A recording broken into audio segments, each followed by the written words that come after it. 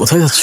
আমার জীবনের সবকিছু বাঁচিয়ে রেখেছিলাম তোমার জন্য। তো তোমার শরীরে যে বিষ বইছে তা আমার ভালোবাসার ক্ষমতার থেকে অনেক বেশি। Isha, I sorry Isha. মানুষকে একবার বাঁচানো যায়, কিন্তু যে মানুষ বারবার মরতে চায় তাকে বাঁচানোর সাধ্য আমার নেই। নিজের সাজানো জান্নাত আমি নিজেই পুড়িয়ে ছাই করেছি। আমি জানি আমার এই ধ্বংসের জন্য আমিই দায়ী, কিন্তু যে শয়তান আমার হাতে বিষের পেয়ালা তুলে দিয়েছে তার সাথে হিসাবটা এখনো বাকি।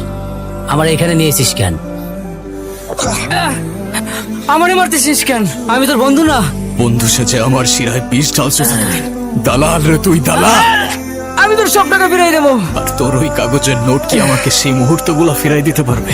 মায়ের সেই শেষ সময়টা যখন আমার তার পাশে থাকার কথা ছিল। ফিরাই দিতে পারবি আমার ওয়াইফকে যে আজকে আমাকে ছেড়ে চলে গেছে? ফিরাই দিতে পারবি আমার মাকে? তোর কত টাকা লাগে আমি তোকে দেব। আমি জানি তুই পারবি না। আমি জানতাম তুই ফিরে আসবি। কাল থেকে আমি তোর জন্য নতুন সম্বন্ধ দেখবো। আয় ভেতরে আয় মা, কাঁদিস না মা। আজ থেকে তোর নতুন জীবন শুরু হল। তোর মতো হাসি খুশি একটা ছেলে কিভাবে নেশার চক্রে পড়লো রে নানু ভাই? সেই অস্তিত্বকে ফিরে নিয়ে আয়। ফোনটা রেখে দাও। এভাবে কথা বলছো কেন? মিস করছিলাম তোমাকে। মিস করলেই বা কি? হ্যাঁ, সরি। সরি কেন? আর আমার খবর জেনে তুমি কি করবে? আমি সবকিছু ঠিক করতে চাই ঈশা। আমাকে শেষবারের মতো একটাবার বিশ্বাস করে দেখো না। বিশ্বাস তো অনেক দামি জিনিস ইরফান। যদি আমার জন্য কিছু করতেই হয় তাহলে একটা কাজ করো। ড্রয়ারে আমি ভুল করে একটা ছোট বক্স রেখে এসেছি, যদি পারো ওটা একটু পার্সেল করে পাঠিয়ে দিও আমার কাছে। এই নাও তোমার পার্সেল। তোমার অনেক যত্নের, তাই আমি দিতে চলে আসলাম। যাও তাহলে, ভেতরে যাও। তুমি যাও, আমার বাবার বাড়ি। আমি বাইরে থাকবো না ভেতরে থাকবো, তোমাকে জিজ্ঞেস করে থাকতে হবে? কারোর বাসার সামনে আসলে চা কফি না হোক, অ্যাটলিস্ট ভেতরে তো যেতে বলে না। তো আমি তো ভেতরে আসতে না করি। আসতেও তো বলনি। বাড়ির সামনে আসলে কি তাকে কার্ড ছাপিয়ে ভেতরে ইনভাইট করতে হবে? নিজের থেকেই তো আসা যায়। কেমন আছো বাবা? আলহামদুলিল্লাহ মা, আপনি কেমন আছেন? আমি ভালো আছি। মুখটা এরকম শুকিয়ে গেছে কেন? তুমি মনে হয় ঠিক মতো খাওয়া দাওয়া করো না, তাই না? আজকেই তোমাকে চিংড়ি মাছের মালাইকারি করে দেবো। এসবের কোনো দরকার দরকার নেই এত অত যত্নের। বের হয়ে যাও এই বাড়ি থেকে। ছেলেটা বিয়ের পর প্রথম আমাদের বাড়িতে আসলো, বের হয়ে যাবে মানে কি? কি হলো? বেরিয়ে যাও এই বাড়ি থেকে। 1 বছর যেতে না যেতেই সব শেষ হয়ে গেল। তুমি তো আমার মেয়ের যোগ্যই না। তুমি ডিভোর্স পেপারে সাইন করে চলে যাও। তবে সাইন তো আমি করতে পারবো না স্যার। যাকে একবার আমি নিজের করে নিয়েছি তাকে ছেড়ে দেওয়া আমার পক্ষে অসম্ভব। এবার আর পালিয়ে যাব না স্যার। আপনার চোখে চোখ রেখে আপনার মেয়েকে নিয়ে যাব ইনশাল্লাহ। আমি বেঁচে থাকতে তো অসম্ভব। আরবিতে একটা প্রবাদ আছে স্যার, আনসাবরা জাফরা। যে ধৈর্য ধরে সে জয়ী হয়। আমি ধৈর্য ধরবো স্যার, বাকিটা তো উপরওয়ালার ইচ্ছা। আপনি আপনার জেদ নিয়ে থাকুন, আমি আমার বিশ্বাস নিয়ে আবারও ফিরে আসবো। জিজু আমার জন্য চকলেট আনছো? হ্যাঁ, এই তো তোমার চকলেট। থ্যাংক ইউ জিজু। ওই গোলাপটা কার জন্য?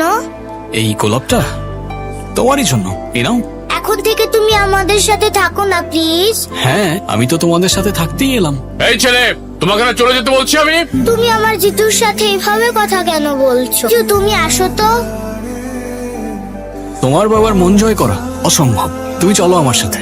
তুমি এতটুকুতেই হার মেনে গেলে? তোমার যদি যেতে মন চায় তুমি একা যাও। এখন আমি করবোটা কি সেটা তো বলবা। তুমি না বললে তুমি বাবাকে ম্যানেজ করতে পারবা, তো করো ম্যানেজ। তোমার বাবাকে ইমপ্রেস করার কোনো রাস্তাই তো খুঁজে পাচ্ছি না। আমি সোজা গেলে উনি উল্টো যায়, আমি ডানে গেলে উনি বামে যায়। বাবা না এতটা রূপ ছিল না। কয়দিন ধরে না বাবার কি যেন হয়েছে, আমাদের সাথেও ঠিকভাবে কথা বলছে না। আমাকে হুমকি দিয়ে কোনো লাভ হবে না। আপনার যা খুশি তাই করতে পারেন আপনি। কি হয়েছে স্যার? কে ফোন দিয়েছিল? কয়েকদিন আগে অফিস থেকে বাড়ির দিকে ফিরছিলাম, হঠাৎ রাস্তায়। কে আপনি? আপনার সময়টা খুব একটা বেশি ভালো যাচ্ছে না। আকাশে মেঘ জমেছে, যে কোনো সময় বৃষ্টি আসতে পারে। আপনার ছোট্ট একটা কলমের খোঁচা। আপনি যেখানে শপিং মল করতে যাচ্ছেন ওই জায়গাটা জলাভূমি ভরাট করা। আমি বেঁচে থাকতে মানুষের রক্তের উপর দিয়ে সাইন করতে পারবো না। আমাকে মাফ করবেন। কত টাকা লাগবে? কত? আমি সারা জীবন সততার সাথে কাজ করে গেছি।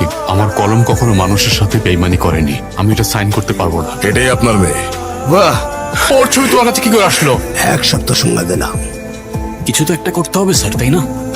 তোমাকে এত কিছু ভাবতে কে বলেছে? হ্যাঁ, ভালো চাইলে তুমি তোমার বাড়ি ফিরে যাও। ভেতরে যাওয়া নিষেধ। স্যার খুব প্রেসারে আছে। আরে শর্ত স্যার, আপনার প্রজেক্টের ব্যাপারে পাকাপোক্ত একটা সমাধান নিয়ে আসছিলাম স্যার। ছেড়ে দাও। কে তুই? স্যার আমি খুব সাধারণ ফ্যামিলির ছেলে স্যার। শ্বশুরের টেনশন একবার, বউয়ের টেনশন একবার, আমার টেনশন। এত টেনশন আমি আর নিতে পারছি না স্যার। এসব ফ্যামিলি গল্প আমাকে শোনাচ্ছিস কেন? আমার শ্বশুর লোকটা খুব সৎ, তার ঘাড়টা প্রচন্ড তেরা।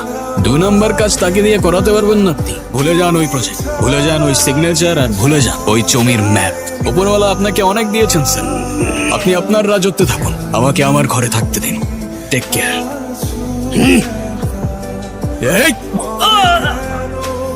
মনে হচ্ছে লজিকটা আপনার মাথায় ঠিক ঢোকেনি স্যার, তাই শেষবারের মতো বলছি আপনার ভালোর জন্য। আমি ভালো থাকলে আপনি ভালো থাকবেন, আর আমি টেনশনে থাকলে আপনি টেনশনে। এইবার ওয়ার্নিং দিয়ে যাচ্ছি, পরের বার অ্যাকশন ছাড়া আর কোনো কথা হবে না স্যার। হ্যালো সুলতান, মা, এগুলো সব পড়ে আছে কেন? মা, ঋষি, বাবা কোথায়? আর এগুলোর এই অবস্থা কেন? কতগুলা লোক আসছিল, কি হয়েছে মা? তোর বাবাকে ধরে নিয়ে গেছে। ওয়ার্নিং দিছিলি না আমা, তাই ভাবলো ডাইরেক্ট অ্যাকশন দেখাইয়া দিলা। আর ভিতর পরিবারে বাঁচাইতে বাঁচা না, দেখি তোর কত তো। একটা সাইন করলে তো এখান থেকে মুক্তি পেয়ে যাও। মানুষের রক্তের উপর দিয়ে আমি সাইন করতে পারবো না। সাইন তো আপনি ঠিকই করবেন। ওই যে আপনার সুন্দরী মেয়েটা, ওর একটু টাচ করলে হাত কেটে গলায় ঝুলিয়ে দেবো সালা।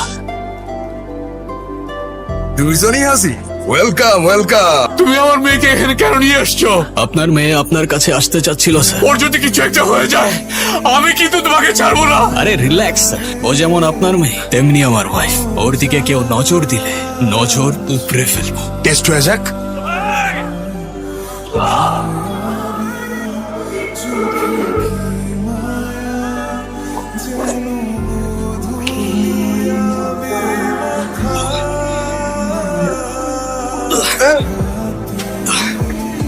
আমার মাফ করে দে, আমি বুঝতে পারিনি। স্যার, আমি আজ চলে যাচ্ছি স্যার। ঈশা, সরি, তোমাকে নিয়ে যেতে পারলাম না। আমি আপনাদের সবার থেকে দূরে চলে যাচ্ছি। কোথায় যাচ্ছ? থেকে যাও না বাবা আমাদের সাথে। থেকে যাও না বাবা। পরিবার শুধু 4 দেয়ালের ঘর নয়, পরিবার এক অদৃশ্য মায়া। এই ভালোবাসার টানেই ফিরে পেলাম আমার অস্তিত্ব।